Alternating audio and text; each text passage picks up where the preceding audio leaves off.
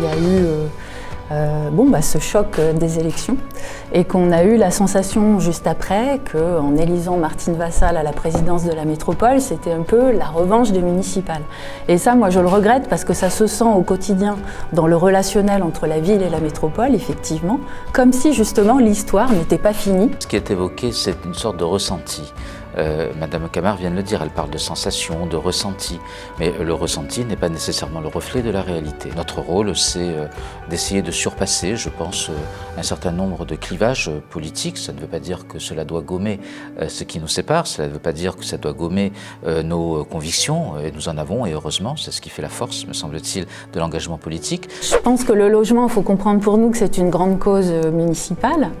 On trouve quand même une situation que moi je considère, en tout cas dans le centre-ville, on était à la limite de la crise humanitaire. À un moment donné, des milliers de personnes délogées, à reloger. Et puis face à cette situation, les politiques du logement, elles sont toujours un petit peu technocratiques, elles sont longues, c'est des dispositifs un peu compliqués.